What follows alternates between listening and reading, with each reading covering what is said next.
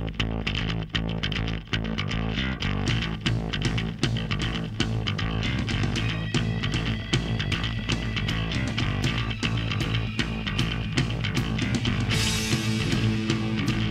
and goal from the 7. Buckeyes. Tressel screen. Clarett 10, 5 down the right side. Dives.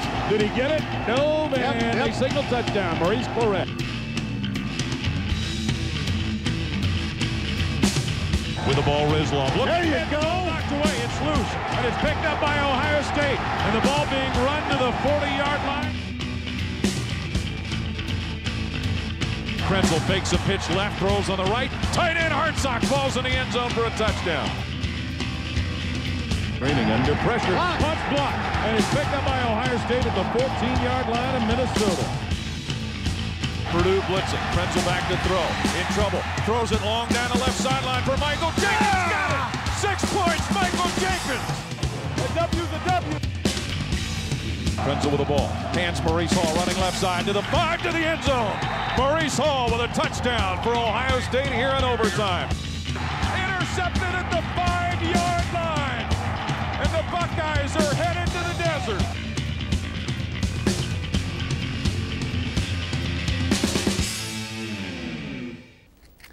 Hello and welcome to A Time and Change, the story of the 2002 Ohio State football team.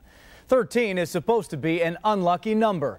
It turned out to be the magic number for the Buckeyes. Playing a 13-game regular season for the first time in school history, Ohio State won all 13 games. The Bucs were led by 13 seniors and began the year ranked 13th in the polls. A freshman wearing the number 13 emerged as one of the top running backs in the country.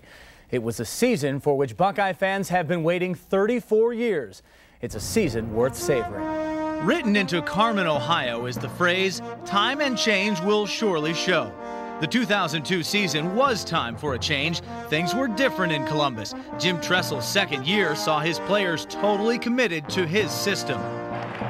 Buckeye hearts had several rebounding thrills as Ohio State managed to win a school record 6 games by a touchdown or less. That included the very first overtime game ever played by a Buckeye team, a win on the road at Illinois. The year began in summer's heat against Texas Tech and ended in winter's cold against Michigan. It was quite a test of endurance as no Buckeye team had ever played a 13-game regular season schedule and no squad had ever played 12 straight Saturdays. So to start something big. The 113th season of Ohio State football was both historic and record-breaking, highlighted by several outstanding performances, leaving many singing Ohio's praise. True freshman Maurice Clarett burst onto the scene by running for 175 yards against Texas Tech and 230 more against Washington State. When it was all over, despite playing through a couple of injuries, Clarett set new freshman records for the season for carries with 199, yards with 1,190, touchdowns with 16, and 7 100-yard games. Named Big Ten Player of the Week twice, the Conference Freshman of the Year quickly became a fan favorite. You know it's a special year when a wide receiver leads the team in interceptions. Chris Gamble played red zone defense early in the year, preserving 2 games with fourth-quarter picks in the OSU end zone, before pulling double duty the whole way in the Penn State game. The last 5 games of the year saw Gamble playing both wide receiver and cornerback, the first full-time two-way player at Ohio State since Paul Warfield. Quarterback Craig Krenzel put the Buckeye offense in the right place at the right time. His near error-free football was the difference. Completing almost 62% of his passes, Krenzel threw just 5 interceptions, the fewest by a Buckeye quarterback who played the entire season since Cornelius Green in 1974. His solid decision-making made him the perfect on-field extension of his head coach. His 14-1 record as a starter personified Ohio State's will to find a way to win. In just 1 year's time, place kicking for the Buckeyes went from a real problem to one of the team's strong points. Mike Nugent converted 23 straight field goals at one point, passing the school record by 8. He also set new single-season marks for field goals made with 24 and for points by a kicker with 111. The sophomore also booted 8 kicks of 40 yards or more, again, a new single-season record. In all, he set 7 Buckeye marks in 2002. Michael Jenkins emerged as a playmaker on offense. The junior wide receiver hauled in 57 catches for 1,031 yards and 6 touchdowns. For his career, he ranks 7th in OSU career receptions with 106 and 6th in total yards with 2,019. Jenkins also caught passes in 25 consecutive games, a streak he took into the Fiesta Bowl. The Buckeye defense dominated opponents all season long. Only one team, Texas Tech in the opener, topped 20 points in a game, while 3 of the last 4 teams Ohio State faced failed to find the end zone. In fact, only 16 touchdowns were allowed all year. Opponents also managed just 54 second-half points and scored under 13 points per contest on average. In addition to Mike Nugent, the special teams were outstanding. Punter Andy Groom averaged 44.6 yards a kick, several of which came at crucial times in the game. His key punts against Wisconsin and Penn State earned him Big Ten Special Teams Player of the Week honors. On punt coverage, the Buckeyes blocked 4 kicks while tackling the punter on another occasion. Despite individual efforts, it was the work of 105 Buckeyes that made this team Big Ten champions. Ohio State has cranked out NFL prospects for years, but a better Buckeye team, in the true sense of the word, may not have ever existed. It was that teamwork that added up to back-to-back wins over Michigan for the first time in 20 years. It was that teamwork that allowed Ohio State to become just the 9th in NCAA Division I history to have a 13-0 regular season. And it's teamwork that would permit OSU a chance to be the first with a 14-0 record. The last line of the alma mater, "How firm thy friendship, Ohio," is a perfect description of the 2002 Ohio State Buckeyes. The seasons will pass and the years will roll, but the memories of this 2002 season will never tarnish. To the 40, down the right side, Clarett. To the 20, to the 10, and Maurice Clarett into the end zone. The 2002 season began on a pair of historical notes. The opener with Texas Tech on August 24th represented the earliest start in school history, and the Buckeyes were faced with their first ever 13-game regular season schedule. Ohio State captured momentum from the opening kickoff. True freshman linebacker Bobby Carpenter halted the Red Raider return at the 8-yard line. With great field position at the Texas Tech 32, OSU had a short march to the season's first score. Sophomore Lydell Ross burst into the end zone from a couple yards out, and just 3 minutes into the game, the Buckeyes led 7-0. Field position was not so kind on Ohio State's second drive, beginning from its own 4. On 3rd and 5, quarterback Craig Krenzel displayed good decision-making and quick feet on his way to a 23-yard scramble. 3 plays later, a Buckeye legend was born. Buckeyes up a touchdown, trying to convert on 3rd and 1. Krenzel will hand to the tailback, Maurice Clarett, over right tackle to the 50-yard line. To the 40, down the right side, Clarett. To the 20, to the 10, and Maurice Clarett into the end zone as he busts past the defense, and the true freshman gives Ohio State a 2-touchdown lead. Joselo Hansen had the last shot at him, but Maurice Clarett runs it to the house. Clarett added to the historical tone of the day by becoming the first true freshman to start his first game at running back since World War II. This run showed why less than 1 quarter into his OSU career, Buckeye fans were already nuts for Maurice Clarett. Texas Tech got on the board on the last play of the opening stanza. Cliff Kingsbury spotted Carlos Francis on 4th and 2, and Francis sprinted into the end zone untouched, cutting the Buckeye lead to 14-7. 2.5 minutes into the second quarter, Ohio State put together a 10-play, 75-yard drive, capped by Lydell Ross's second touchdown plunge of the day. Buckeyes 21, Red Raiders 7. The OSU defense flexed its muscle late in the half, with Tech set up 4th and goal from the Buckeye 1. Matt Wilhelm broke through the line to drop the Red Raider ball carrier for a loss. At halftime, the 21-7 lead stood. The Buckeyes came out after the intermission, determined to blow the game open. Craig Krenzel found Michael Jenkins for 22 yards and a first down in Texas Tech territory at the 45. OSU's offensive line began to dominate the less physical Red Raiders, opening giant holes along with a 28-7 lead. Maurice Clarett alone in the backfield behind fourth-year junior quarterback Craig Krenzel. Tight end Hamby motioning to the right. Clarett the give. Up the middle, 45, 40. Right side to the 30. Maurice Clarett to the 20, to the 10. Count them off. Touchdown again. Maurice Clarett.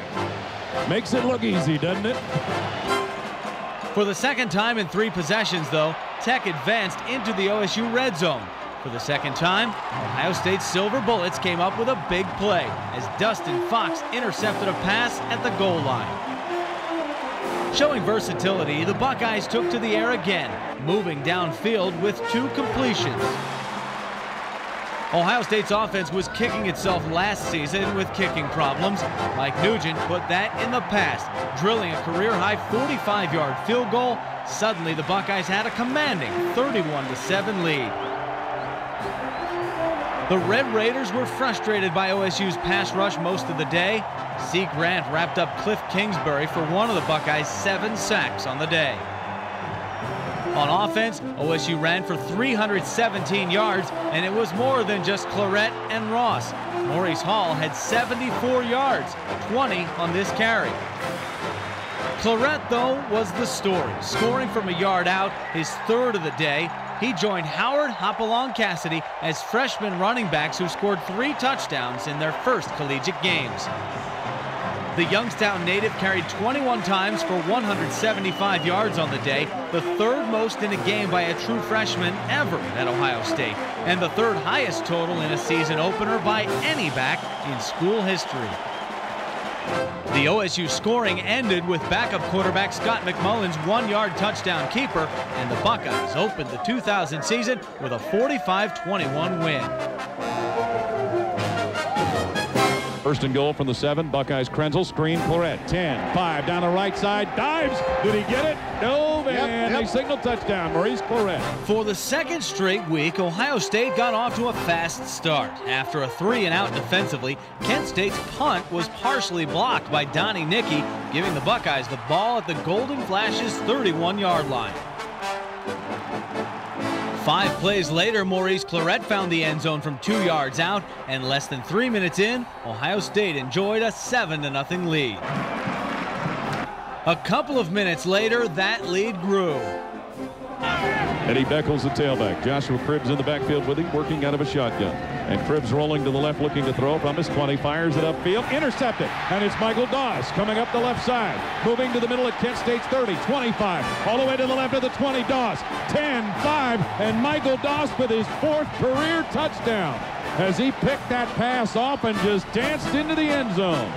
Ohio State gets a score on offense and gets one on defense to take a 13-0 lead. For the Thorpe Award candidate, it was his 4th career touchdown, but just his 1st by way of an interception return. Quarterback Craig Krenzel was on target early. He completed his first 11 passes, including this 33-yard strike to Chris Gamble. It was part of a string of 12 straight completions, tying a school record. Showing the Buckeyes incredible depth at tailback, sophomore Maurice Hall made it 21-0 with this burst through the line on the way to a 28-yard score. It was the first time he found the end zone in his college career, starting a trend for the day. The season's first touchdown pass came from Craig Krenzel, who spotted Maurice Clarett. The freshman phenom showed his athleticism by leaping over a Kent State defender and the goal line for a 28-0 Buckeye lead. That lead grew to 38-0 when the OSU defense made another big play. It's their 2nd and 10 at their own 30-yard line, down 31-0. Cribbs alone in the backfield, out of a shotgun, flags thrown as Cribbs throws right side. Intercepted, A.J. Hawk moving up the left side to the 20. 10-5 touchdown for freshman A.J. Hawk on the interception. There are penalty flags down. Let's see what they're about. If the score stands, it's the 2nd today for Ohio State's defense. Another true freshman making plays, giving credibility to a recruiting class that was ranked as high as 2nd in the nation. After 2 Kent State touchdowns at the end of the 2nd quarter, Ohio State got back on the board in the 3rd. Maurice Clarett scampered for 19 yards, which helped set up Mike Nugent's 32-yard field goal, one of 3 on the day. Making a concentrated effort to work on the pass, the Buckeyes saw results with this 48-yard play from Tressel to Michael Jenkins. That helped set up another Nugent field goal and a 44-14 lead. Tight end Ryan Hamby joined Hall and Hawk as first-time touchdown scorers with this 18-yard pass play from Scott McMullen. That accounted for the final score in a 51-17 win. It saw the Buckeyes top 50 points for the first time since a 72-0 win over Pittsburgh in 1996. For Dawson Nugent, their performances earned them Big Ten Player of the Week honors. On top of his interception return for a touchdown, the senior safety had 3 solo tackles. Struggling last year, Nugent was on his way to a kicking renaissance. After 3 field goals against Kent State, he was a perfect 4 for 4 in 2002 with 3 kicks of 40 or more yards.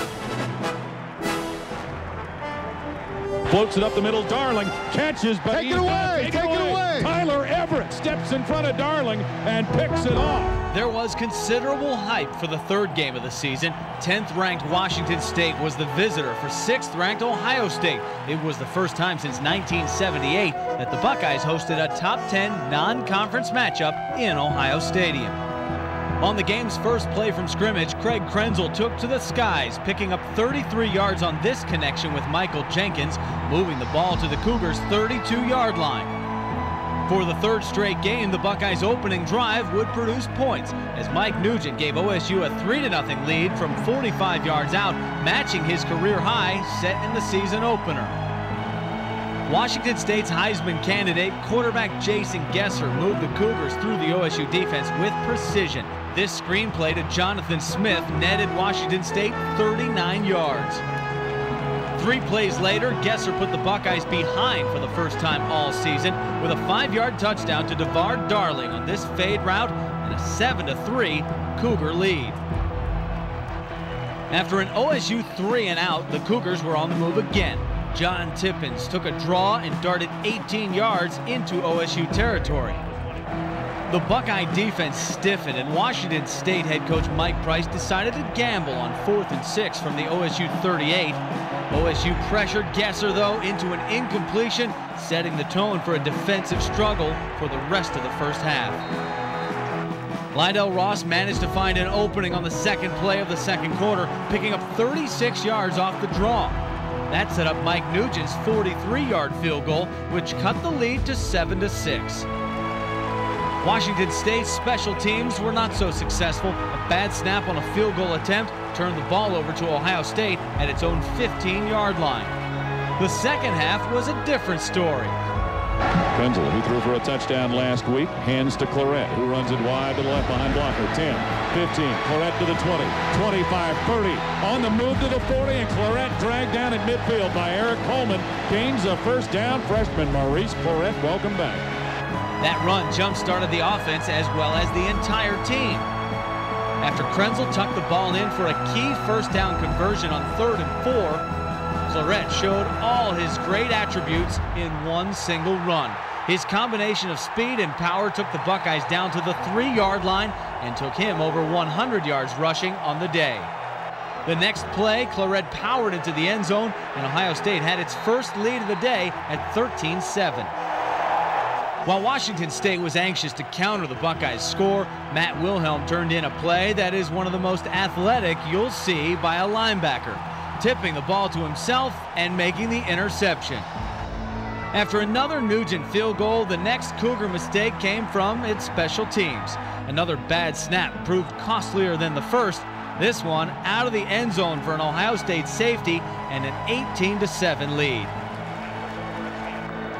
As the fourth quarter began, the Buckeyes were determined to control the clock with their running game. After Clarett moved the Bucs inside the Washington State 30, Craig Tressel showed his quickness and intelligent decision-making by scrambling for 29 yards, setting up 1st and goal. Tressel asks for quiet from the crowd. He's under his center. Tressel with the ball. Hands Maurice Clarett over right guard. Touchdown. Maurice Clarett, his second of the day. Throws the ball across the end zone to the official, and the Buckeyes add more to their lead. Clarett was already over 160 yards on the day with 2 touchdowns and already established himself as the new Buckeye fan favorite.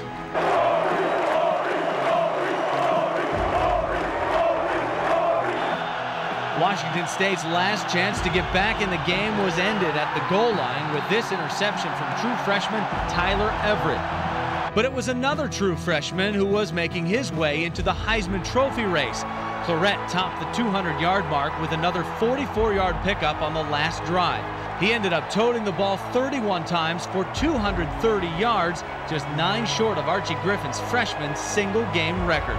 The 2-time Heisman winner wanted to see that mark fall. Arch sent down, hey, just so you know, he's within 7 or 8 yards of this record. And the message I kind of got was get him back in there. But Arch wouldn't say it that way, but I mean, his message was, hey, just so you know. He proved to the team that he's a tough kid on spring and camp, you know what I mean? He works hard, you know, he's the kind of guy that you want on your team. Road trips are a part of the college experience that no one should go without. Fans in great numbers pack up their cars and hit the highways to watch the Buckeyes all the time. It's not much different for the Bucks themselves. We took a trip with the team on its way down to Cincinnati.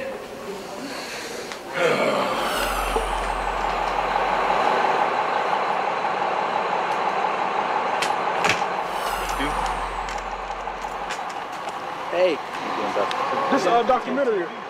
This is a documentary of the game. Seriously. How you doing, man? We're on our way down to Cincinnati. Is it recording yet? Yeah, it's recording now. How y'all doing? Live from the bus. Head down to Cincinnati. We ain't doing too much. I ain't playing this week, but It's our dynasty, the old Ohio State dynasty back again, you know what I'm saying? Number 13 tees, man. number 13 t-shirts. 4 years here. See, Coach Tressel 2 buses up, so he don't know how much fun we having back here. See, they got all the freshmen on the 3rd bus, you know what I'm saying? But it's all good, because we're going to be on the 1st bus next year. We're trying to get off this bus. We're about to eat right now. Another documentary. We're going to eat right now. The other day, the ball was on somebody's hip. I don't know who it was. Who worked it out? By Joe Craig. We went through it. We're good. You think they can do it? They've never carried the rock that Brandon probably has. Have you got any carries in college? No? Sir. You think they can handle it? We had hamburgers, fries, and chicken. We ate 3 burgers and 3 chicken sandwiches. I'm gonna tell you something. We ate 3 burgers and 3 chicken sandwiches. What are you? 3 burgers and 2 chicken sandwiches. No, I didn't. It's a lie. I'll take a lie to take the test right now and pass. Tell me, Troy. So I told him to gear down. So, you know what I'm saying, you don't want to run into it. So I say, man, why don't you gear down? He said, dude, why don't you shut up and just throw the ball? What you laughing for? Yeah, the burgers is delicious. Yeah. They were delicious. They take care of us. All purpose. Let's show them a look up the Ohio State campus. Was there a reason you chose to commit this crime? Or was there a reason you simply got caught this time? My wife left me.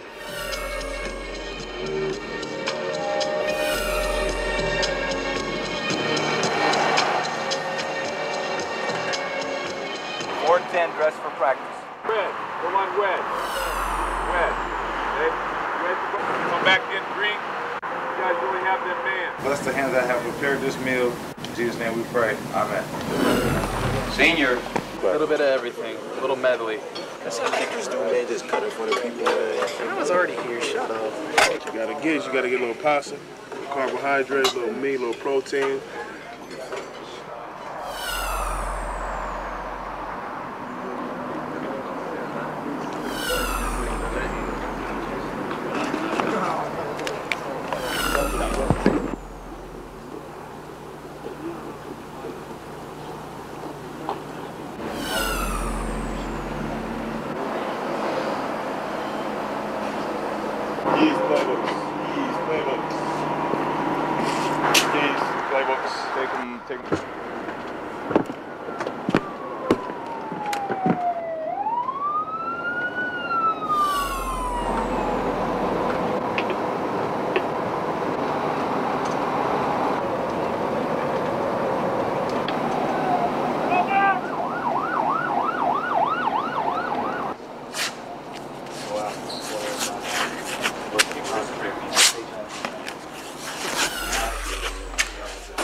Go ahead, I'm going to have you see Dr. Kenny. Get some ice on it now. I got the mouthpieces already. In about 4 minutes. Smack him in the mouth. Let's keep going.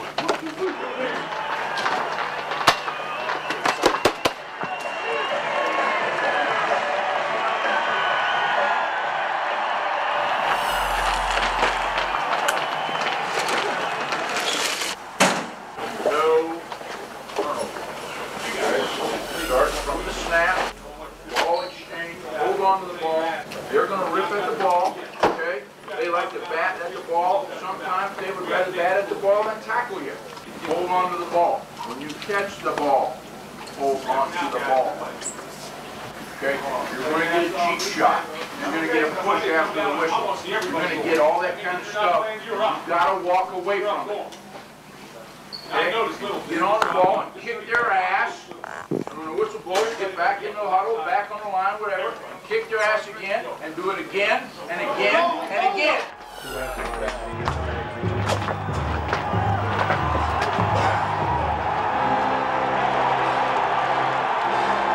That road trip was complete with a bowl game type atmosphere. For the first time since 1911, Ohio State played in Cincinnati. The game against the Bearcats in Paul Brown Stadium was the first on the road against an in-state opponent since 1934. Adding to the Buckeyes' challenge, star running back Maurice Clarett would miss the game after undergoing arthroscopic surgery on his right knee just 4 days before the contest. Making things even more difficult, the Bearcats came out on fire. UC quarterback Gino Guidugli completed his first 5 passes and then hooked up with Ty Keith for a 36-yard pickup down to the OSU 1-yard line. 2 plays later, DeMarco McCleskey crossed the goal line and Cincinnati opened with a 6-0 lead. The point-after attempt was missed.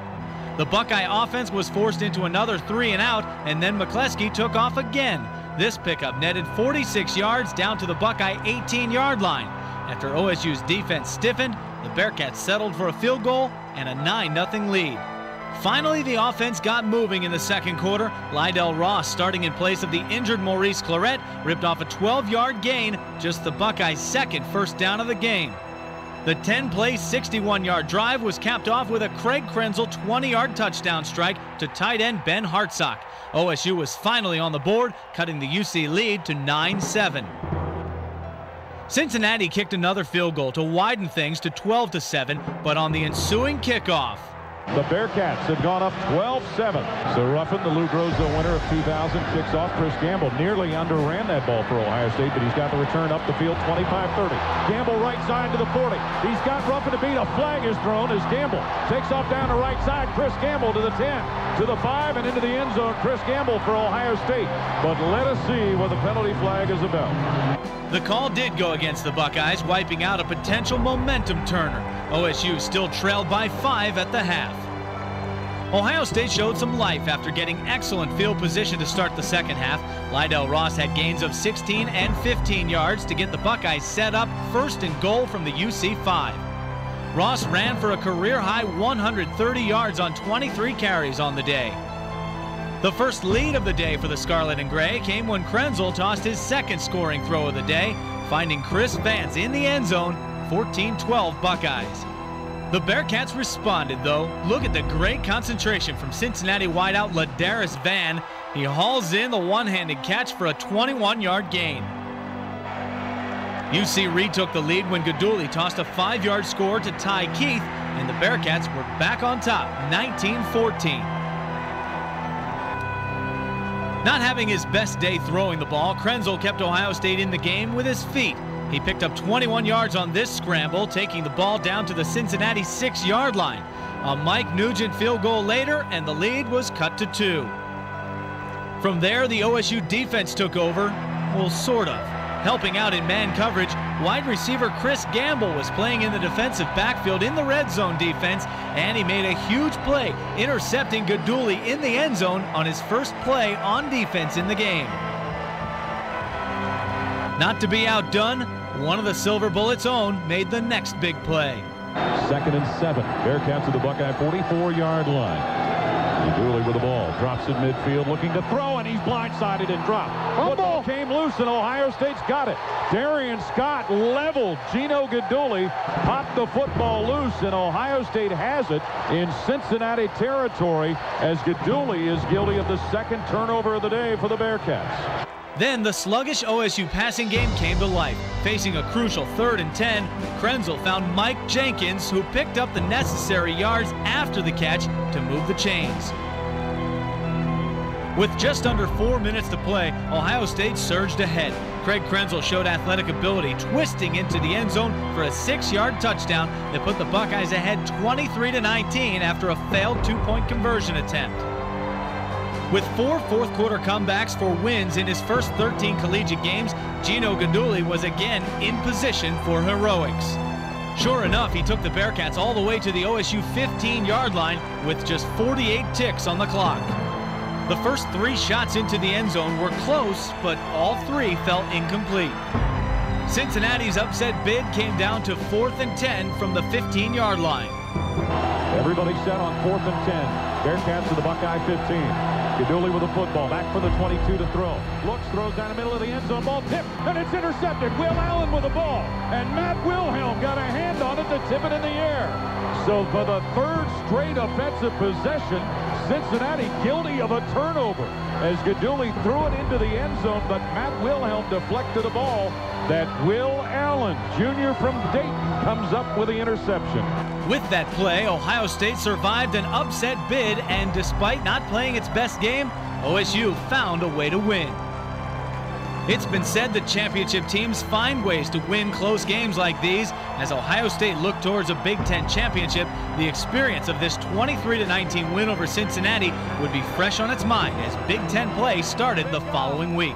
Thank God. Hey, it don't matter how you win, a W's a W. We got by, but we take a win, though. We take a win. Oh, man. Oh, Lord. Woo! Still counts as a W, guys. Hey, I know I didn't play my best game, and I know a lot of other people didn't, but hey, we came together and we played off a lot of effort tonight. And I was one of the guys saying we need to pick it up at halftime. Hey, and I don't care. Hey, a win is a win, and we can work on what we need to work on this next week, but a win is a win. That's the column that matters the most. So let's just work hard. We got a lot of work to do, but hey, that's a great effort, and that shows a lot of heart right there. Whoa.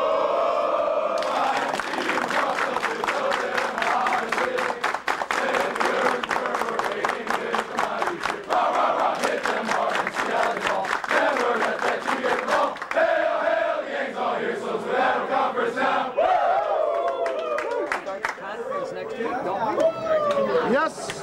Give Clarett round the right side. Touchdown, Maurice Clarett. His second of the day. The Big Ten season kicked off with the conference's most lopsided rivalry of all series, pitting Big Ten schools. Ohio State's 60 wins against 12 losses and 5 ties over Indiana is the most one-sided. That included the last 9 consecutive meetings falling in the Buckeyes' favor. OSU proved it had some new tricks for the second season. Facing a punt situation on its first drive, Ohio State called for a fake, which was perfectly executed by Donnie Nicky to the tune of 28 yards. Even though no points came from it, the play served notice to the Hoosiers that there was plenty they hadn't seen on film of the Buckeyes. One staple in the OSU offense is Maurice Clarett. Showing no ill effects from his new knee surgery 1 week prior, the freshman powered his way to a 7-yard gain on 4th and 1. 3 plays later, Clarett put the first points on the board, capping a drive in which he carried 8 times for 33 yards. Ohio State led 7-0. Indiana then moved 48 yards in 10 plays, getting a career-high 49-yard field goal from Brian Robertson to cut the OSU lead to 7-3. The previous 2 weeks, Ohio State struggled with the pass on offense. Confidence has built midway through the second quarter when Craig Krenzel found Michael Jenkins over the middle. He turned it into a 27-yard gain down to the IU 1-yard line. Every single person in the 104,000-plus crowd knew what was coming next: Maurice Clarett. Indiana wasn't fazed, though. The Hoosiers marched downfield, aided by a wide-open screen to fullback John Panazzo. He scampered 41 yards into red zone territory at the Ohio State 12-yard line. 2 plays later, IU wasn't kidding around when Jabron Hamden tossed a 17-yard touchdown pass to Tyke Spencer. Ohio State's lead had shrunk to an uncomfortable 14-10. With just over 2 minutes remaining in the half, Ohio State was likely looking at running out the clock since the Buckeyes got the ball to start the third quarter. But Chris Gamble's return changed that thought. He picked up 28 yards out to the OSU 40. Indiana was flagged for a late hit, giving OSU excellent field position at the Hoosier 45. Krenzel went to work quickly. Chris Gamble made another big play, picking up yards after this short route and turning it into a 21-yard gain. 2 other 15-yard passes moved the Buckeyes inside the Indiana 5 in a hurry. Krenzel was looking more and more comfortable in the pocket. Once again, Maurice Clarett would not be denied. Fighting off a defender, he stretched the ball out over the goal line for his 3rd touchdown of the day, which stretched the OSU lead to 21-10 at the half. 4 straight Maurice Clarett carries ushered in the third quarter. Just when Indiana started bracing themselves for more Maurice, 3 receivers, Clarett their lone setback, and a give Gamble on a reverse, coming left to right, 40-yard line, 35, 30, down the right side, Chris Gamble, 10-5 touchdown, Chris Gamble on a flanker reverse. He was in a slot to the left, circled around to the right, and raced 43 yards to the house. The Buckeye playmaker finally found the end zone for his first career touchdown. His end around opened a tight game as OSU took a 28-10 lead. For the second time in the 2002 season, Ohio State got its hands on a punt. Dustin Fox's block gave the Buckeyes possession at the Hoosiers' 18. More time for change. Showing a fade route for the first time, Craig Krenzel lobbed it up for Michael Jenkins, who pulled it in for a 4-yard score, and it was 35-10. Mike Nugent stuck his foot in the door of the OSU record book when he made it 38-10. His 51-yard field goal was another career long. The kick also tied for second longest by a Buckeye in Ohio Stadium. In addition, his streak of 10 straight converted 3-pointers was tied for the second longest streak in school history. Finally, with just 5 games played, he set a new record for kicks of 40 yards or longer made in a season. The OSU scoring was completed when backup quarterback Scott McMullen tossed a 15-yard touchdown to Michael Jenkins, the second of the game for the junior split end. Despite receiving 2 stitches at halftime where his incision point from knee surgery split open, Maurice Clarett was back. For the 3rd time in his 4 games, he topped the century mark in rushing, piling up 104 yards on 21 carries. In just 4 games, his touchdowns were the most by any freshman since World War II. I'll probably tell you I'm one of the toughest people on the team. I'll go out there and say that because I try to be one of the toughest people on the team, man. You know what I'm saying? If you're going to win games, you got to be tough. You know what I'm saying? Plain and simple. If you saw Miami last year, when they won the national championship, they were a tough team, and people respected them because they were tough and they were disciplined and did the things that they needed to do to win the championship. 5 games into the year, Ohio State was unbeaten and ranked 5th in both major polls.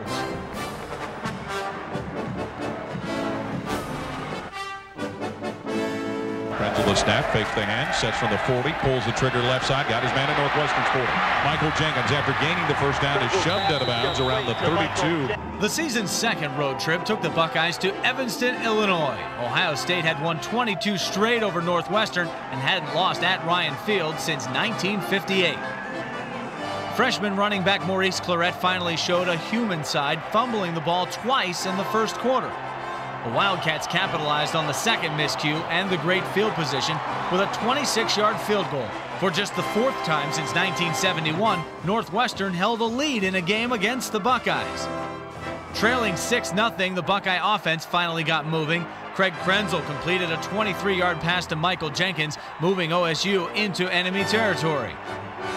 A 6-play, 6-yard drive was capped off by a 3-yard score from Lydell Ross. That gave Ohio State its first lead of the day at 7-6. Northwestern played far better this day than its 2-3 record indicated. The Wildcats roared back, moving downfield to set up their 3rd field goal of the day for a 9-7 lead. On Ohio State's next play, Krenzel went up top to Chris Gamble, connecting on a 48-yard gain, at that point the longest pass play of the season. 4 Maurice Clarett runs later, he crossed the goal line and Ohio State had taken the lead back at 14-9. Once again, though, Northwestern didn't lay down. Brett Bossenet dropped a screen pass to Jason Wright, who wiggled 29 yards inside the OSU 5-yard line for first and goal Wildcats. But the Buckeye defense stiffened. On 3rd and goal, Will Smith got his hand on a pass, and the defense got a big lift when the field goal try was missed one play later. Ohio State went into the half clinging to its 14-9 lead. The second half began with a special teams boost from the Buckeyes. Chris Gamble returned the third quarter kick 56 yards to the Northwestern 44, putting the offense in great field position. Mike Nugent made sure that didn't go to waste, booting a 41-yard field goal. It was his 10th straight converted three-point attempt of the year, and it stretched the Bucs' lead to 8. After a second missed field goal by Northwestern, OSU faced 3rd and 7 from its own 24-yard line. Craig Krenzel scrambled for a 15-yard gain, part of a 62-yard rushing day for the Buckeye quarterback. The drive continued down to the Northwestern 20. Buckeyes owners of a 17-9 lead. Northwestern showing a blitz. Give Clarett right side, 20-yard line, 15, 10, 5 to the corner. Clarett in the end zone. Touchdown, Maurice Clarett. His second of the night. He saw the hole closing up, so he just sped right through it. Clarett's second score of the day added up to a 24-9 OSU lead. It wasn't enough to make the Wildcats quit, though. On 3rd and long, Bossenet found a wide-open John Schweigert for a 36-yard pickup into OSU territory. After an OSU penalty kept the drive alive, Jason Wright hit pay dirt from 9 yards out, just the second rushing touchdown allowed by the Buckeye defense all year. Heading into the fourth quarter, it was a 24-16 game. The lead grew to 11 with Mike Nugent's second three-pointer of the game, this one good from 30 yards out. The Buckeye defense flew around in the fourth quarter and began laying some serious hard hits on Northwestern receivers. 2 Wildcat turnovers sealed Northwestern's fate. First, C. Grant stepped in front of a pass for the team's 8th interception of the year. And Dustin Fox put the exclamation point on the win with this big hit that knocked the ball loose for Donnie Nicky to scoop up. And Ohio State returned to Columbus with a 27-16 win. Despite the win, though, the Buckeyes weren't completely satisfied. There were 3 fumbles and 5 untimely penalties. Even though Ohio State was 6-0, they knew they needed to continue to get better.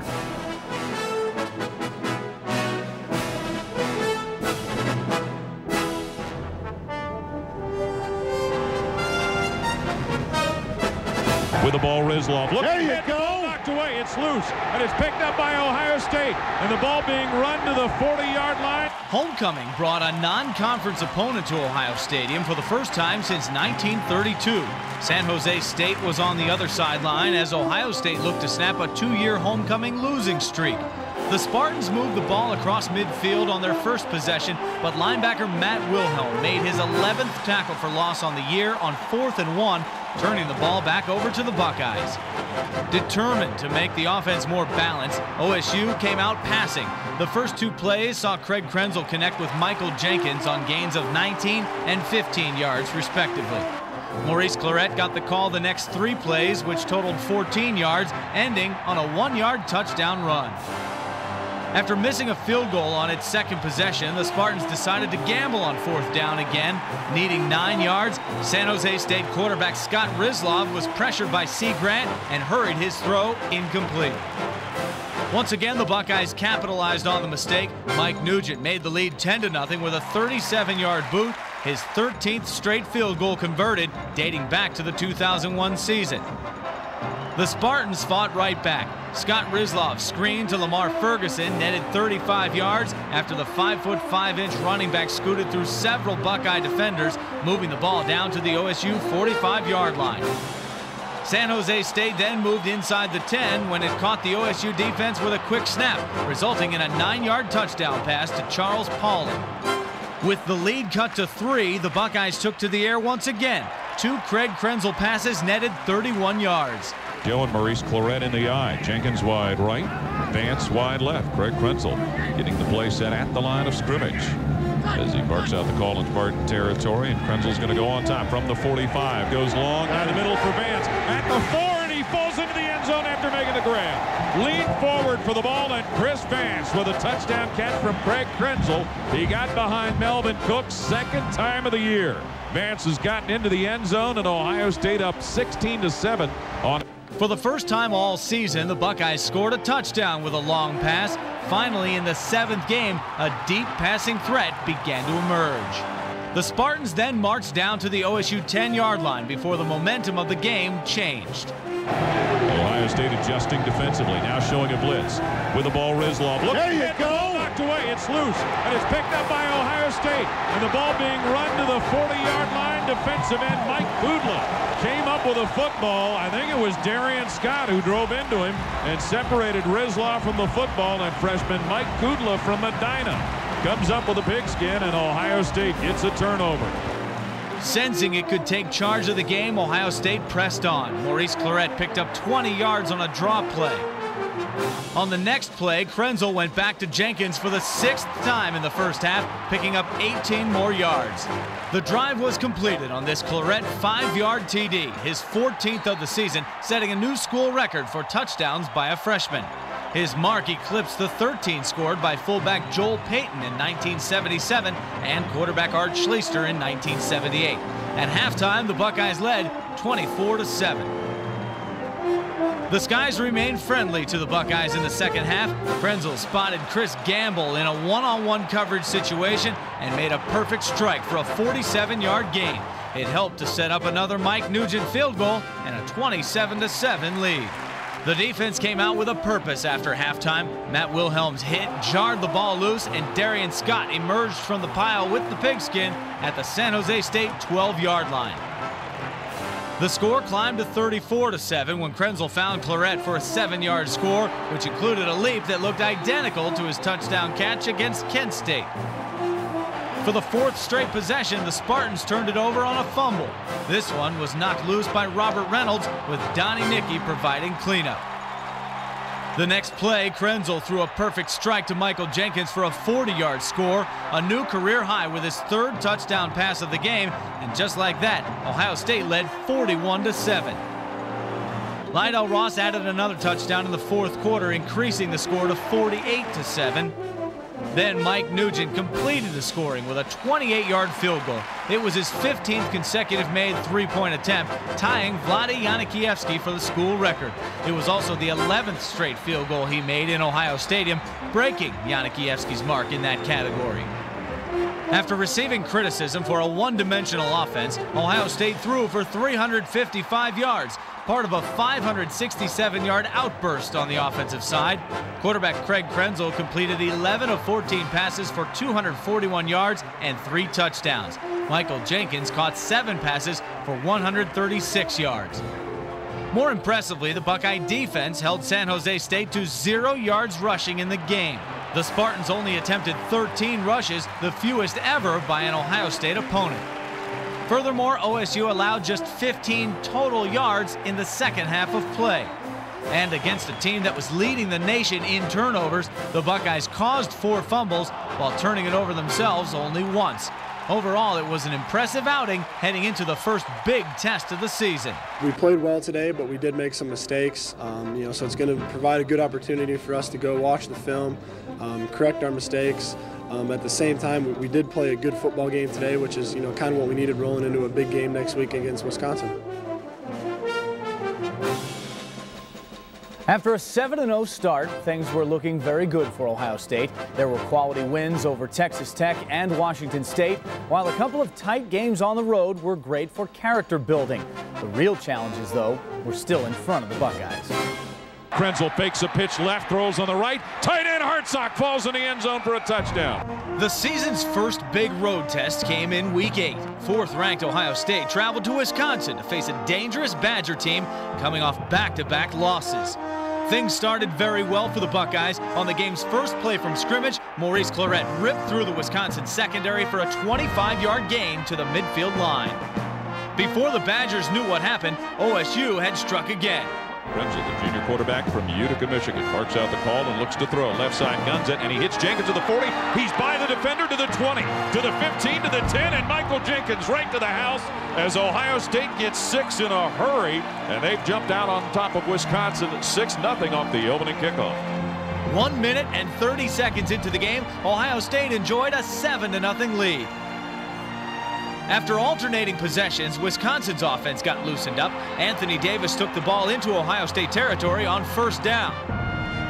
2 plays later, Davis put the Badgers on the board, taking off down the sideline for a 41-yard touchdown scamper and pulling Wisconsin even at 7-7. The Buckeyes countered with a big play of their own. Craig Krenzel went up top, finding Chris Gamble for a 48-yard pickup down to the Wisconsin 32-yard line. That was all Mike Nugent needed to get into the OSU record book. His 27-yard field goal was the 16th straight he had connected on, passing Vlade Yanikiewski for most consecutive field goals made. It was also the 15th successful kick in as many tries in the 2002 season for the sophomore, giving the Buckeyes a 10-7 lead. Next came a gift from the Badgers. A bad snap exchange resulted in a fumble that Mike Doss was more than happy to cover up. Mike Nugent again converted another 3 points early in the second quarter, and the Buckeyes upped their lead to 6. The OSU defense's success of getting to the quarterback resulted in Brooks Bollinger leaving the game with a concussion. He was sacked 4 times in a little over a quarter and a half of action. Lucky for Wisconsin, though, it had a capable backup waiting. Replacing Bollinger, Jim Sorgi took the Badgers on a 7-play, 79-yard drive, ending with a 42-yard scoring strike to Jonathan Orr. With the extra point, Wisconsin took a 14-13 halftime lead. The third quarter set the tone for a physical, defense-dominated second half. Neither team scored in the third frame, while there were 4 punts.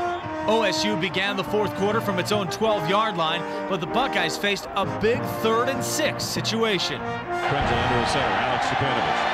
Krenzel fakes a handoff, sets it to 6 to throw. And he fires long down the middle of the field for Jenkins. And the ball is caught by Jenkins at Wisconsin's 40. He had to fight his way between a couple of defenders. Brett Bell was there covering him along with B.J. Tucker. But Michael Jenkins, who came off the left flank, makes a big catch. Krenzel and Jenkins turned in one of the season's biggest plays to date. For Jenkins, it was part of a 5-catch, 114-yard day. More importantly, it sparked the Buckeye offense. Greg Krenzel scrambled for another first down on 3rd and 2, keeping the chains moving. On 1st and goal, Ohio State borrowed a play it had seen the week before against San Jose State. Catching Wisconsin off guard, Krenzel's quick strike to Ben Hartsock regained the lead. Although the 2-point conversion failed, OSU led 19-14. The Badgers didn't take it lying down. Jim Sorgi went deep to Jonathan Orr again, netting 42 yards on the play and moving the ball inside the Buckeye 30-yard line. Then an amazing thing happened. Sorgi on 3rd and 11 from Ohio State's 29, back to throw. Sets, looks, throws long on the left side for Jonathan Orr, and Chris Gamble interception. Gamble picked it off of the 1 and fell into the end zone with it. 2nd interception of the year for wide receiver Chris Gamble. For the 2nd time this season, wide receiver Chris Gamble made a huge play on defense. His interception preserved the OSU lead and inspired the rest of the team. Even though Wisconsin held the Buckeyes without a first down on the ensuing possession, Andy Groom came up big. His 74-yard punt into the end zone sent the Badgers back to their own 20-yard line. Groom averaged over 50 yards on his 6 punts, earning him Big Ten Special Team Player of the Week honors. Wisconsin had another shot at a comeback, but Dustin Fox broke up this pass on 3rd and 9, forcing the Badgers to punt. From there, the Buckeyes ran out the clock on the strength of Maurice Clarett. He totaled 133 yards on 30 carries for the afternoon, his 6th 100-yard game of the year, passing Robert Smith for the freshman record. More importantly, the Buckeyes passed a big test, improving to 8-0 on the year. 8-0. 8-0. You like that? And we play sloppy. 8-0. Krenzel back to throw, looking, he's being chased. Krenzel in trouble, now running across the 50, right side to the 45, to the 40 of Penn State. Returning to Ohio Stadium didn't make things easier the following week. Penn State's offense entered the game averaging over 440 total yards and nearly 40 points per contest. The Buckeyes rolled the dice by letting wide receiver Chris Gamble start the game at cornerback. Just as he had done the previous week, Maurice Clarett broke off a long run early. This 30-yard pickup on the 2nd play of the game allowed the freshman to top the 1,000-yard mark on the season. But his services would be lost after his 4th carry of the day. A nagging shoulder injury flared up again, and Clarett's day ended with 39 yards gained. A 15-play drive eating up 7 minutes established clock control for the Buckeyes, but not any points. Reaching for the goal line, Craig Krenzel had the ball knocked loose, and Penn State's Anwar Phillips returned it 58 yards into Ohio State territory. Ohio State evened the turnover battle a few plays later. Tim Anderson got a piece of this Zach Mills pass, while freshman A.J. Hawk intercepted. When Penn State got the ball back, the Lions began to roar. Larry Johnson turned a simple draw play into a 35-yard gain down to the Ohio State 26-yard line. The 9-play, 80-yard drive was capped off by a 5-yard option play, resulting in a Larry Johnson touchdown. The Buckeyes had given up just the season's 4th rushing TD and fell behind 7-0. The OSU defense didn't lose any aggressiveness, though. Dustin Fox got his hand on this pass, which deflected high in the air. Will Smith beat out teammate Matt Wilhelm for the jump ball, and that gave the Buckeyes possession at the Penn State 33-yard line. Developing into one of the nation's top kickers, rock-solid Mike Nugent's 37-yard field goal got the Bucs on the board, cutting the lead to 7-3, which is where things stood at halftime. For the 2nd straight week, the second half turned into a defensive struggle. Penn State managed only 2 first downs in the final 30 minutes. Then the Buckeyes' most exciting player changed the face of the game. Penn State up 7-3, snap to Mills, rolling to the left side with the football at his own 9. Throws it up the left sideline, picked off by Chris Gamble down the right sideline to the 10. He's moving up to the middle of the field, Gamble to the 5, into the end zone. Chris Gamble, touchdown on his 3rd interception of the year on a day in which he started at cornerback. A 34-yard return, the 3rd pick that Zach Mills has thrown today, and Ohio State jumps in front. Gamble was rewarded for his start at corner with his team-leading 3rd interception. Buoyed by a 10-7 lead, the Ohio State offense put together another clock-chewing drive, gaining 72 yards on 14 plays. It all ended in another 37-yard field goal from Mike Nugent, and Ohio State took a 13-7 lead into the 4th quarter. The best plays of the final stanza came from the foot of punter Andy Groom. He booted a 59-yard kick that forced Penn State to start from its own 21 following a Nittany Lions penalty. Groom followed that up with a 55-yarder that allowed him to repeat as Big Ten Special Teams Player of the Week. This kick pinned Penn State at its own 15-yard line. The Lions' last-ditch effort on 4th and 10 resulted in an incompletion with, guess who, Chris Gamble defending. The Buckeyes improved to 9-0 for the first time since 1996. That season ended in Pasadena, and with just 4 games to play in 2002, the Buckeyes had set their sights on a repeat, or maybe even better. The big story this week was Chris Gamble. The sophomore turned in one of the most incredible performances in school history. He became the first Buckeye since Paul Warfield in 1963 to play both offense and defense extensively in the same game. On top of his interception, he had 1 tackle, returned an interception for a touchdown, had 2 passes defended, had 1 rush and 1 catch, and also returned 5 punts. He was on the field for 95 plays, just shy of 70% of the entire game. In today's busy bottom line world, it's easy to see that Chris Gamble is excellent at multitasking. But you don't have to take my word for it. Just ask Chris himself. This is Ohio Stadium, where 100,000 people watch the Buckeyes perform. There's one guy, though, who seems to be a little bit more tired than others. Here you go, little man. Enjoy the game. Thanks, Chris. Program, get your program. I found out what number 7 is playing today.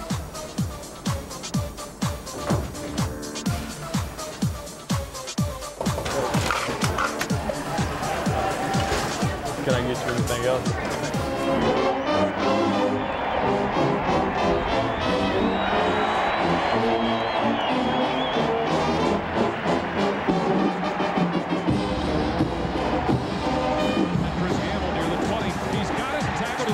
Wide receiver, Sunrise, Florida, Chris Gamble. Right side for Antoine Burns, broken up at the 5 by Chris Gamble. At cornerback from Sunrise, Florida, Chris Gamble. Gamble back for the punt. all week in, week out. This guy has been everywhere. And now let's check in with our sideline reporter. Guys, Chris Gamble is everywhere today. It seems like there is nothing he can't do.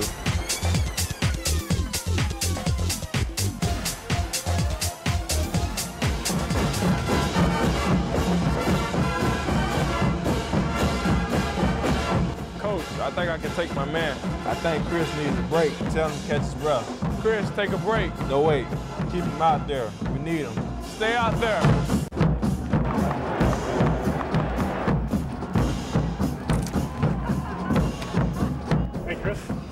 Lock up when you're done. Thank you. If you're gonna do a job, do it right. For Eyewitness Sports, I'm Chris Gamble.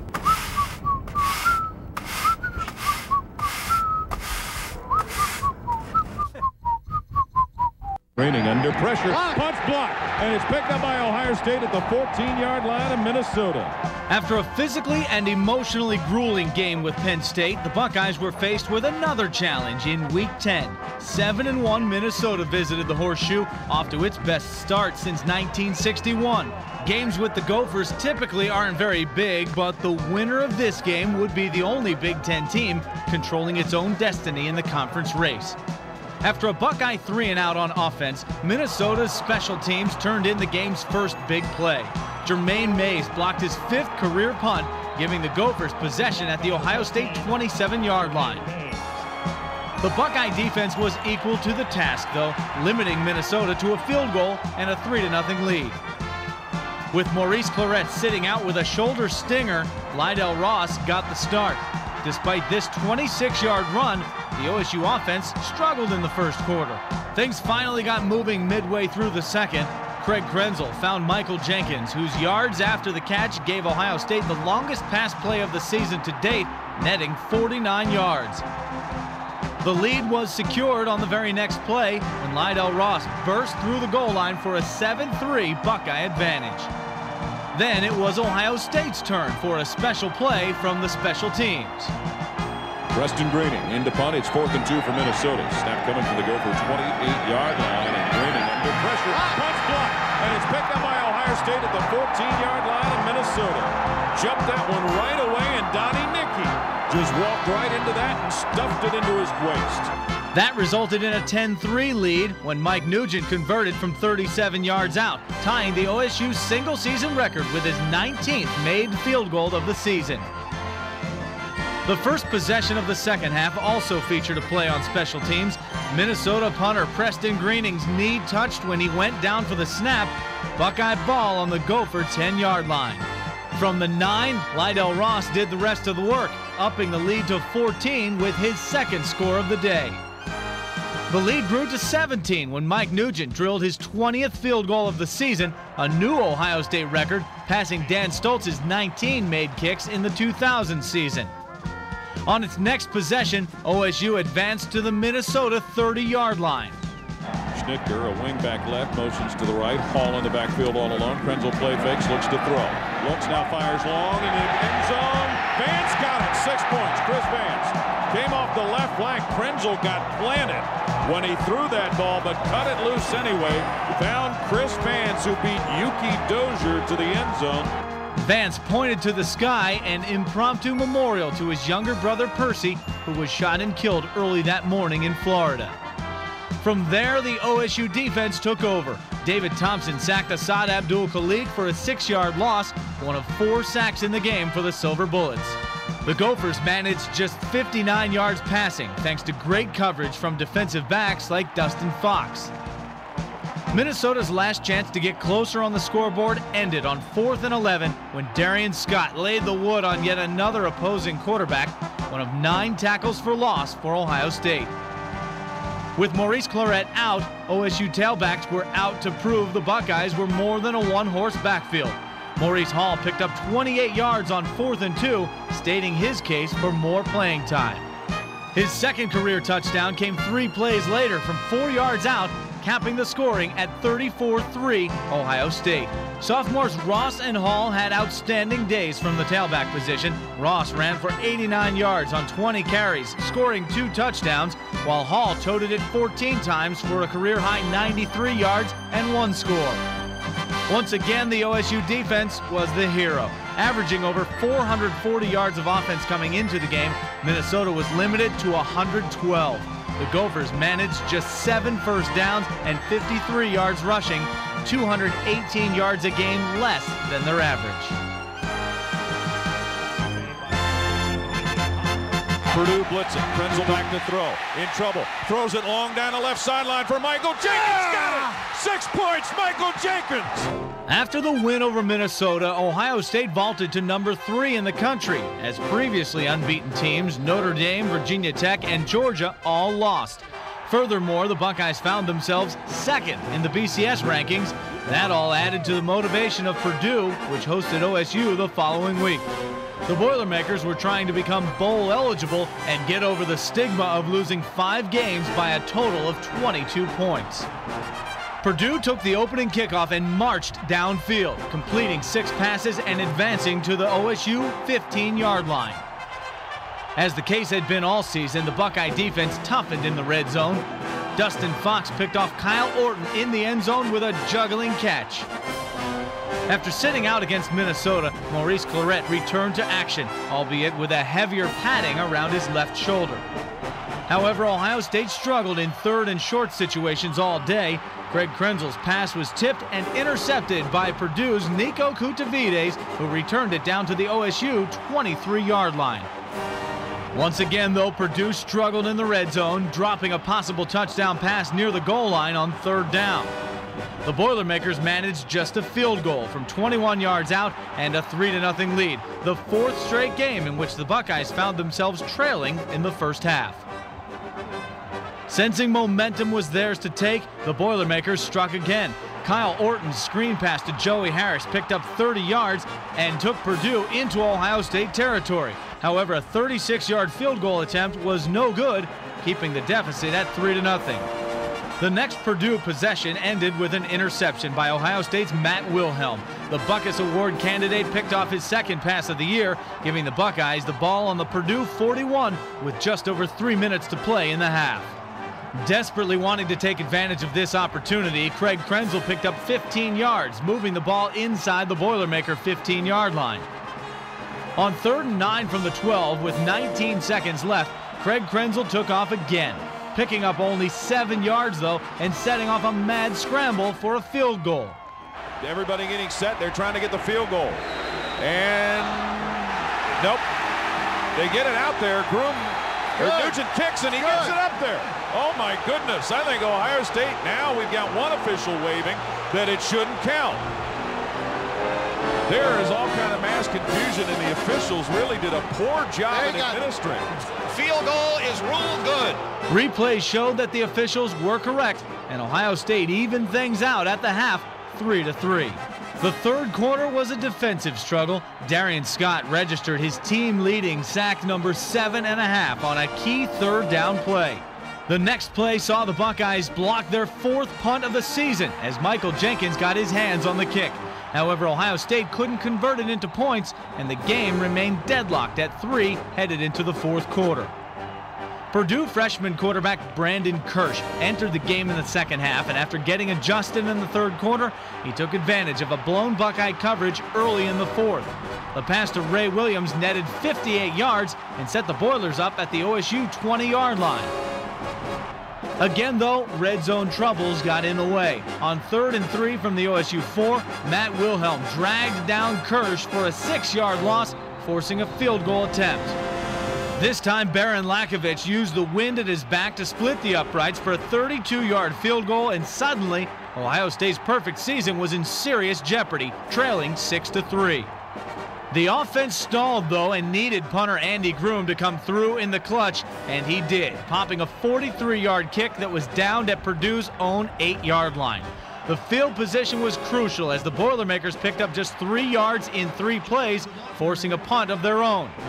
Although Brent Slayton bombed a 57-yard punt, Mr. Everything Chris Gamble picked up 22 valuable yards on the return, setting up Ohio State at the Purdue 46-yard line with just over 3 minutes left.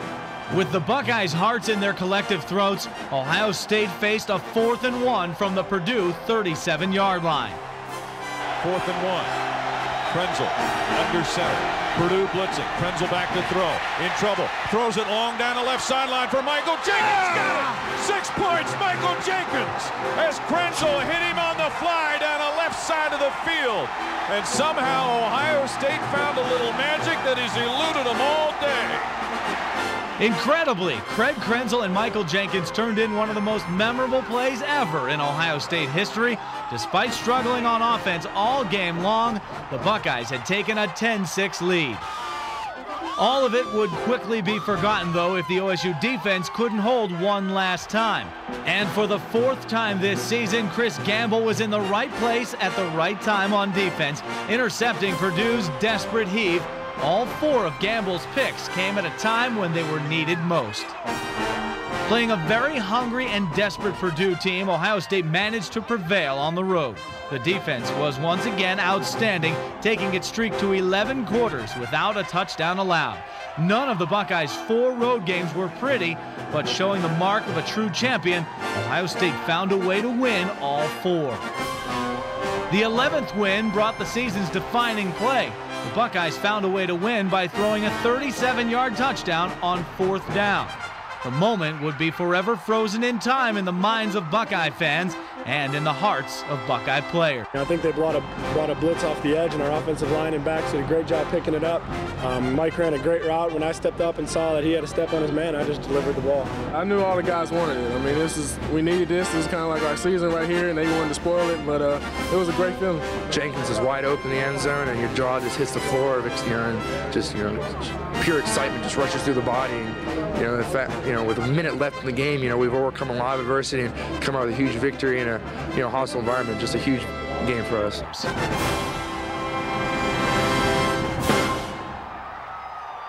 Krenzel with the ball. Hands Maurice Hall running left side to the 5 to the end zone. Maurice Hall with a touchdown for Ohio State here in overtime. The Buckeyes entered Week 12 as the #1 ranked team in the BCS standings. For the 4th time in school history, Ohio State was shooting for a 12-0 record, trying to do something 3 previous OSU squads that began a season 11-0 could not. In fact, no Buckeye team ever managed 12 wins in a season. Defending Big Ten champion Illinois stood in the way of that accomplishment. After both teams traded punts in their opening possessions, the Illini were held to another 3-and-out. Kicking into the wind, Illinois managed just a 25-yard punt, giving the Buckeyes the ball at the Illini 29-yard line. Ohio State advanced inside the 10-yard line, setting up a Craig Krenzel run that appeared to get in for a touchdown, but the Buckeye quarterback was ruled down at the 1-yard line. OSU was held to a field goal attempt, though, which Mike Nugent banged home from 33 yards out, putting the Bucs on the board first with a 3-0 lead. Nugent also drilled a 47-yard kick later in the quarter, his 23rd consecutive make of the season and 24th straight dating back to 2001. With less than 5 minutes to go in the second quarter, Illinois finally mounted an attack.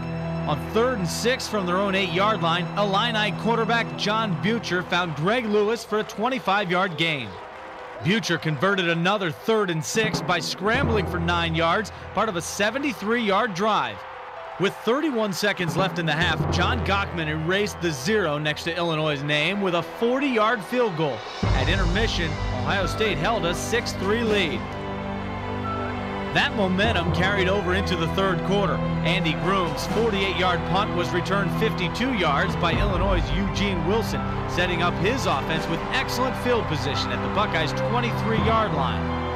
3 plays later, Butcher connected with Walter Young for a 19-yard score, the first touchdown allowed by the Ohio State defense in 13 quarters. Waking up a chilly crowd, Illinois took a 10-6 lead. The Buckeyes had an answer, though. Maurice Hall picked up 9 yards and a first down, spotting the ball right at the 50-yard line. Randy Joe, Maurice Hall in the eye. Craig Krenzel under his center, Nick Mangold. Illinois blitzing. Krenzel to throw, looking, and he goes long down the left sideline near the 10-yard line. Hauled in by Jenkins, who steps into the end zone. A flag is dropped. We'll see who it's against. Similar to the Purdue touchdown. Krenzel to Jenkins, going down the left sideline as he beat quarterback Michael Hall to the ball. The play ended up being the longest pass play of the season, but more importantly, Ohio State grabbed the lead back at 13-10. Illinois stayed poised and continued to move the ball, however, marching 60 yards to the Ohio State 20-yard line. As the case had been all season, the OSU defense seemed to sense when it was time for a big play. Will Smith separated Antonio Harris from the ball, which Tim Anderson gladly covered up. The Buckeyes came up big on the next Illinois possession as well. David Thompson, starting in place of the injured Darian Scott, sacked John Butcher. On the day, Thompson registered 3 sacks and 9 tackles. On the next play, it was Matt Wilhelm and Anderson's turn again. They combined for another sack, which forced Illinois to settle for a 47-yard field goal, tying the game at 13. The OSU offense went right back to work. Krenzel found his favorite target, Michael Jenkins, for a 25-yard gain. The junior wide receiver ended up with 6 catches for 147 yards in the game. Even though his consecutive made field goal streak ended earlier in the game, Mike Nugent stepped up and calmly converted a 37-yard kick, handing the lead back to Ohio State at 16-13. As has become the standard, Ohio State was in for a tight finish, personified by cool-as-a-cucumber QB Craig Krenzel. These Buckeyes don't panic under pressure. After both teams traded missed field goal attempts, Ohio State punted back to Illinois. Down 3 points, the Illini had 1 minute and 4 seconds left to try to move into field goal range and force overtime. The Illini converted a crucial 4th and 5 from their own 30, with John Butcher spotting Greg Lewis for a 7-yard pickup. 2 plays later, Butcher found Aaron Moorhead for 22 yards more, advancing into Ohio State territory. John Gockman didn't pay attention to the pressure as he hit a 49-yard field goal as time expired. Memorial Stadium erupted as the game was deadlocked at 16 and headed for overtime. Ohio State had first crack, and once again, Craig Krenzel's running ability was a factor. On 3rd and 10, he scampered 14 yards. 2 plays later, Hall alone to the backfield. Krenzel under center, Nick Mangold. And Krenzel with the ball. Hands Maurice Hall running left side to the 5 to the end zone. Maurice Hall with a touchdown for Ohio State here in overtime.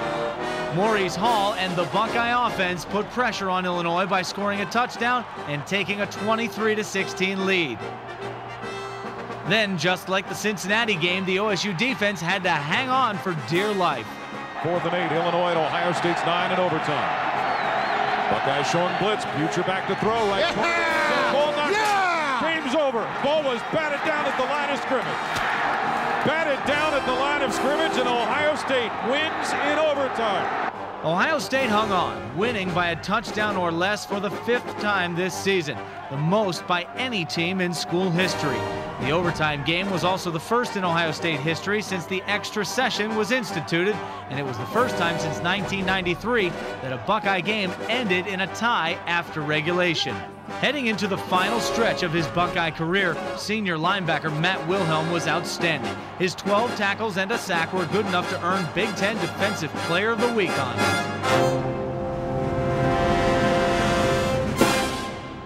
Being 12-0 is one thing. Beating Michigan is another. It's called a one-game season with good reason.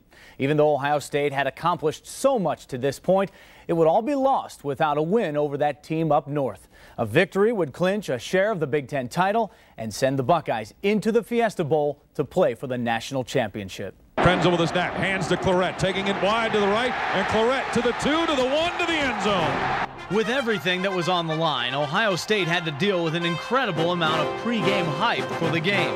Rather than hiding from it, though, Jim Tressel encouraged his Buckeyes to embrace it.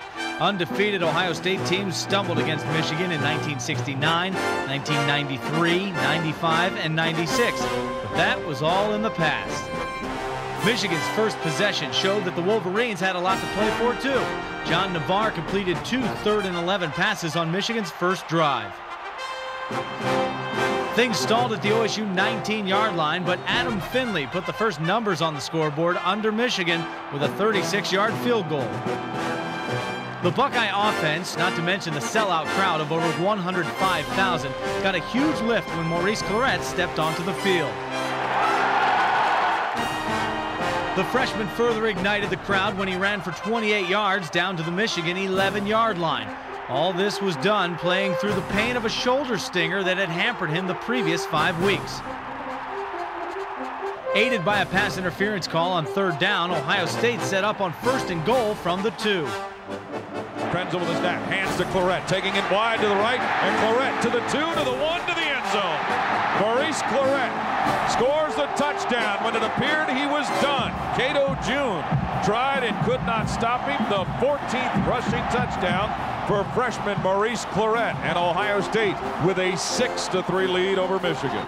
The Buckeyes grabbed a 7-3 first quarter lead and answered questions of a shaky offense by driving 76 yards in 10 plays for the score. Even though Michigan moved the ball again on its next possession, the OSU defense stiffened in the red zone. Will Smith got to John Navarre as he threw, forcing another Michigan field goal and preserving the lead at 7-6. After an OSU punt, Michigan was again on the move. Navarre ran for a 1st down on 3rd and 4, picking up 12 yards. Michigan appeared to finally get in the end zone when Braylon Edwards caught a Navarre pass, but Edwards was flagged for offensive pass interference. For the 3rd time, Michigan was held to a field goal as Adam Finley connected from 22 yards out with 16 seconds to play in the first half. Michigan managed to eat up 8.5 minutes of time in a 19-play, 88-yard drive. After neither team managed to score in the 3rd quarter, Ohio State drove to midfield before having to punt. Andy Groom hit plenty of big punts this season to help the Buckeyes win the field position battle, and this 48-yarder was one of them. Michigan began from its own 17-yard line. A Wolverine punt plus a Michigan halo interference penalty handed the ball back to OSU at its own 43-yard line. On 1st down, Krenzel's pass was snared by fullback Brandon Schnitker, who rumbled for a 15-yard gain. It was just his 2nd catch of the year, and the pass was actually intended for Michael Jenkins, who was a good 10 yards behind Schnitker. After Krenzel converted on 4th and 1 with a QB sneak, he found Maurice Clarett wide open in the Michigan secondary for a 26-yard pickup. 1st and goal, Buckeyes. 2 plays later, Michigan bit on a Krenzel audible. Hartsock motions to the right, reverses to the left. Krenzel with the ball, option, pitch, Hall, right side, 5-yard line, touchdown, Maurice Hall. Bring back the option, and Ohio State scores it in the right corner of the end zone. And Maurice Hall, who scored in overtime last week, gives the Buckeyes their 2nd touchdown of the day and their 1st lead in a while over Michigan, 13-9. Thinking it was an off-tackle run to the left, Michigan was fooled, leaving the option play wide open. Ohio State took control with 4:55 left in the game, leading 14-9. Crunch time in the 4th quarter had become Buckeye time in the 2002 season. Michigan wasn't going to take it lying down either, picking up a 1st down on 4th and 4 from its own 44-yard line. Needing a touchdown, Michigan advanced to the OSU 30 when Darian Scott sacked John Navarre, causing a fumble that Will Smith ended up with. The Buckeyes stood just 2 minutes and 2 seconds from the Fiesta Bowl. The Wolverines got the ball back, though, and faced 4th and 10 from their own 20-yard line. With less than a minute left, Navarre found Braylon Edwards for 11 yards. For the 3rd time this season, Ohio State's defense faced a situation where the opponent could throw into the end zone for the winning touchdown at the end of the game. Askew in the backfield, and Navarre on the final play of the game to throw from the 32, throws into the end zone, intercepted at the 5-yard line, and the Buckeyes are headed to the desert as Ohio State gets an interception on the final play of the game to beat Michigan 14-9. Couldn't even begin to see who picked it off. Will Allen. Ohio Stadium erupted as the dream season was accomplished. Fans poured onto the field as a fiesta began. We did it! All this hard work we put through. 13 straight, baby. 13-0. 13-0. We going to dance, baby.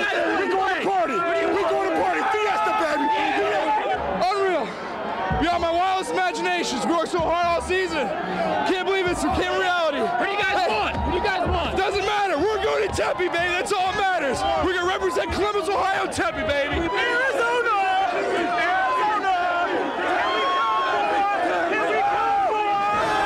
The Buckeyes had done it, winning a share of the Big Ten championship, the 29th in school history and first since 1998. It was the first time since 1979 that Ohio State had finished a regular season undefeated and just the 11th time overall in OSU history. After playing in just 2 of the past 4 games and seeing limited action in those appearances, Maurice Clarett ran for 119 yards on 20 carries. He also caught 2 passes for another 35 yards, giving him 154 of the Buckeyes' 264 offensive yards. But the best part of the day came after the game was over. Coach, 13-0. What a year. On that, based on the board of directors, all our volunteers, and many, many sponsors back in the Valley of the Sun, we'd like to invite Ohio State University to the Tostitos Fiesta Bowl for the next national championship. We accept.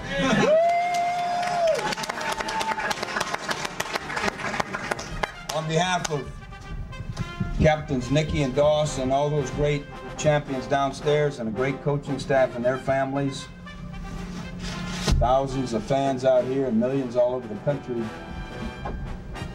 we accept and are honored by being the Big Ten champions.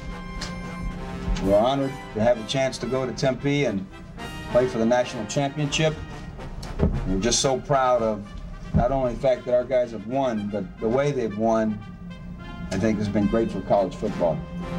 We're one step away from winning the national championship, and I'm proud of my teammates. Everyone played their heart out for 60 minutes each week, and that proves that Ohio State can play with anybody.